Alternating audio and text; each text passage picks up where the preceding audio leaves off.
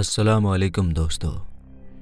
एक ऐसा पानी जिसे पीने वाला हमेशा के लिए अमर हो जाता है, वो पानी का चश्मा जिसकी तलाश हर ज़माने के बादशाहों और घूमने फिरने वाले टूरिस्ट लोगों ने की है।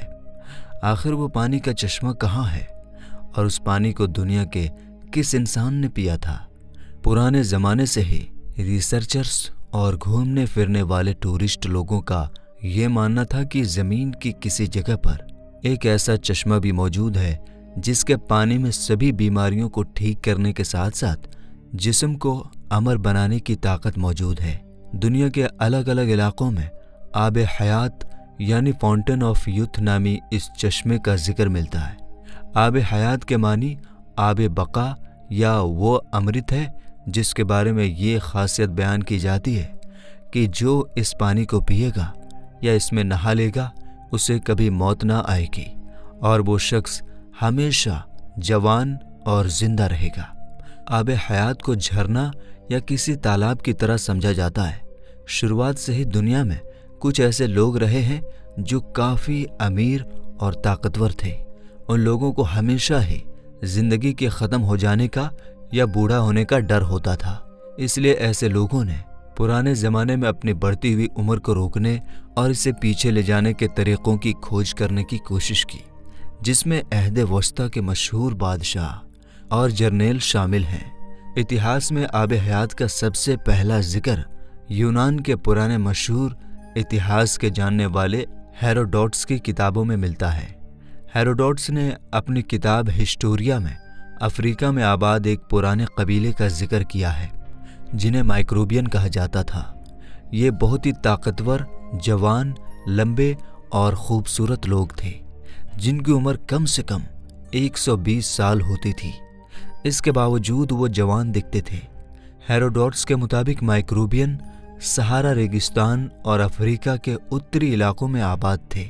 माइक्रोबियन की सरजमीन में एक ख़ास किस्म का चश्मा बहता था और ये चश्मे का पानी ही इन लोगों की लंबी उम्र का राज था। हेरोडोटस ने लिखा है कि यूनान का बादशाह जब माइक्रोबियन की सरजमीन में पहुंचा तो उन लोगों ने बादशाह को वो चश्मा दिखाया जिसमें नहाने के बाद बादशाह का जिस्म बहुत ही चमकदार और चिकना हो गया और उसके जिस्म से ख़ास किस्म की खुशबू आने लगी। इस चश्मे का पानी इतना कमज़ोर था कि इसमें कोई चीज़ तैर नहीं सकती थी, ना लकड़ी और ना ही कोई हल्की चीज़। हेरोडोटस लिखता है कि शायद माइक्रोबियन की लंबी उम्र की वजह इस चश्मे के पानी का लगातार इस्तेमाल करना है।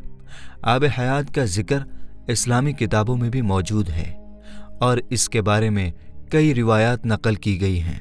लिहाजा आब हयात और जुल्करनैन के बारे में इमाम ज़ैनुल आबिदीन ने एक लंबा किस्सा बताया है जिसके मुताबिक जुल्करनैन जो अल्लाह के एक नेक बंदे और बादशाह थे, फरिश्तों में से एक फरिश्ता उनका दोस्त था जिसका नाम रफ़ाइल था और वो आपसे मुलाकात करता था। एक बार हज़रत जुल्करनैन ने रफ़ाइल से कहा कि आप आसमान में अपनी इबादत की कैफियत को बताइए।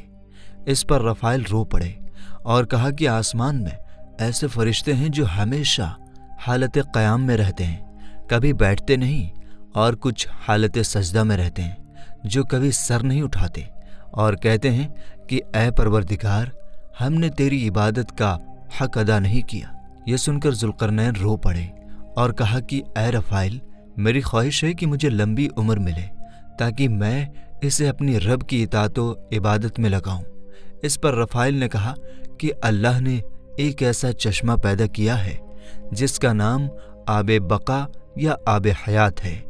जिसने भी उस चश्मे का पानी पी लिया उसे कभी मौत नहीं आएगी, यहाँ तक कि वो खुद अल्लाह से अपनी मौत ना मांगे। जुल्करनैन ने पूछा, क्या आप उस जगह को जानते हैं? उसने कहा, नहीं, लेकिन वो चश्मा ऐसी तारीक यानी ऐसी अंधेरी वादी में है जहाँ तक कोई इंसान या जिन्नात नहीं पहुँच पाया। चुनांचे जुल्करनैन ने सारे सालिहीन और उलमा को अपने दरबार में जमा किया और उनसे आब हयात के बारे में पूछा। सारे लोगों ने कहा कि हमें ऐसे किसी चश्मे के बारे में कोई जानकारी नहीं। अलबत्ता एक आलिम ने जुल्करनैन से कहा कि मैंने आदम अलैहिस्सलाम की वसीयत में उन वादियों के बारे में पढ़ा है اور یہ بھی سنا ہے کہ شام بن نوح کی اولادوں میں سے ایک شخص پیدا ہوگا جو اس چشمے کا پانی پیے گا، اور وہ چشمہ اسی جگہ پر ہے جہاں سورج ڈوبتا ہے۔ لہٰذا حضرت ذوالقرنین نے سفر میں نکلنے کی تیاری اور چشمے کو ڈھونڈنے نکل پڑے۔ حضرت ذوالقرنین نے اس سفر میں اپنے ساتھ حضرت خضر علیہ السلام کو بھی لے لیا تھا۔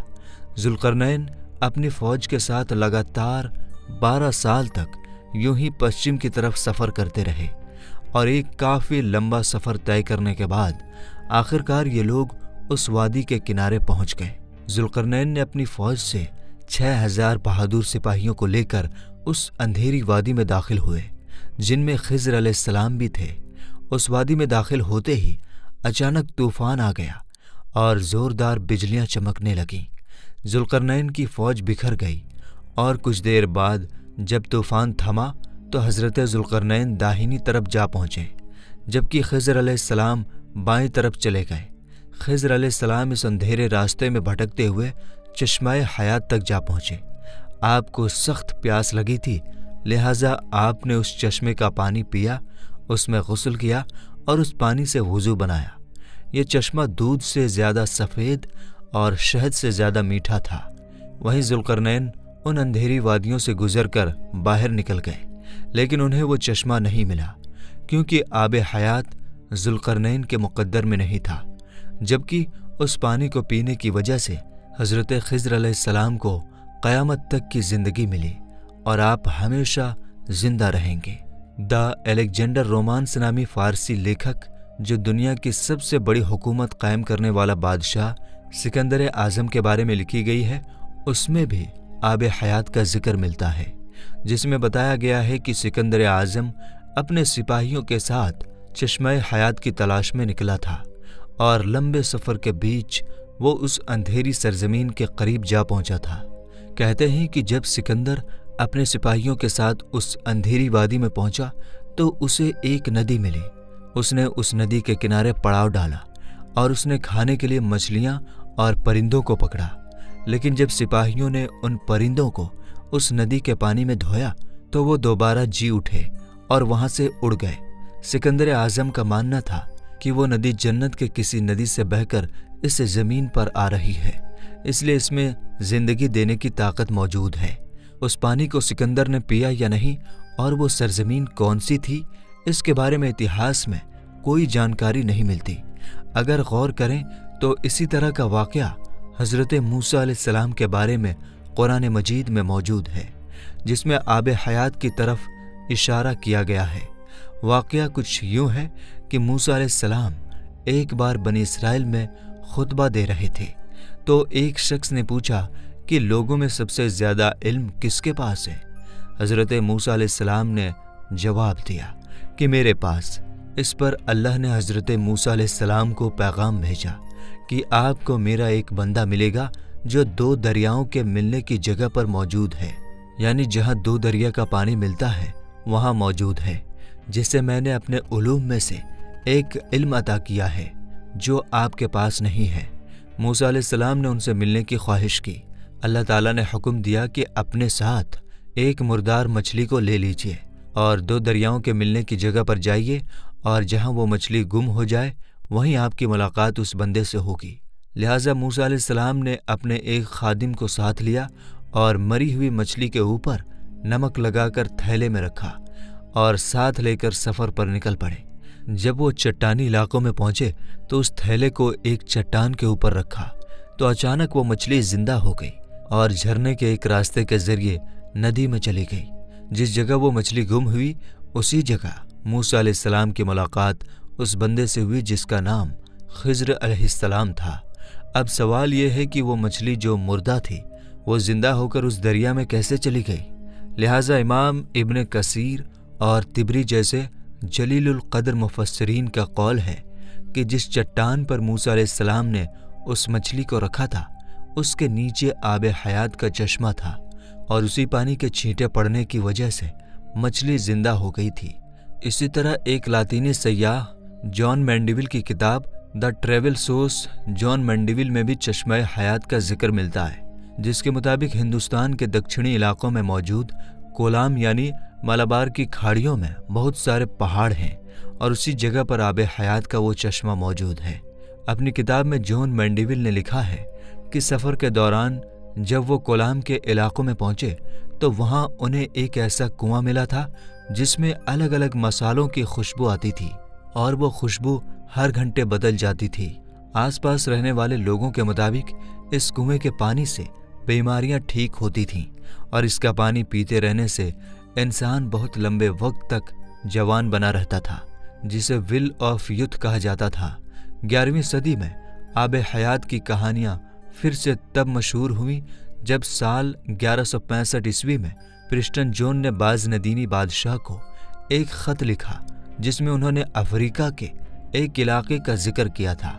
उनके मुताबिक इथोपिया के करीब एक वाटर ऑफ फाउंटेन यानी चश्मा था जिसके पानी में यह खासियत थी कि उसमें नहाने वाले शख्स की उम्र 30 की हो जाती थी, चाहे वो कितना ही बूढ़ा क्यों ना हो।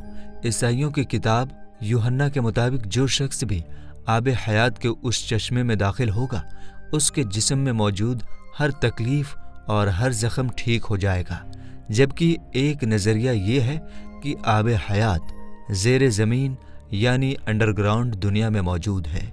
कई रिसर्चर्स ने ज़ेरे ज़मीन को खोजने के दावे भी किए हैं, लिहाजा मुमकिन है कि आब हयात ज़मीन के अंदर किसी जगह पर मौजूद हो और ताक़यामत उसे इंसानी नज़रों से छुपा दिया गया हो। हालांकि मेरे दोस्तों, आब हयात को लोग किस्से और कहानियों के अलावा कुछ नहीं समझते और इसकी एक बड़ी वजह यह है कि आब हयात का जिक्र ना तो कुरान की किसी आयत में है और ना ही अल्लाह के रसूल सल्लल्लाहु ताला अलैहि वसल्लम की किसी रिवायत में है। आब हयात के बारे में यही जानकारी किताबों में मिलती है, जबकि असल हकीकत तो अल्लाह ही बेहतर जानता है। तो मेरे दोस्तों, आब हयात की ये जानकारी आपको कैसी लगी हमें नीचे कमेंट बॉक्स में ज़रूर बताइएगा। वीडियो समझ में आई या नहीं ये भी आप लिख कर इशारा कर सकते हैं ताकि हम आगे आपके लिए कुछ और आसानियाँ कर सकें। मिलेंगे इंशाअल्लाह ताला अगली वीडियो में। अस्सलाम वालेकुम, अल्लाह हाफिज़।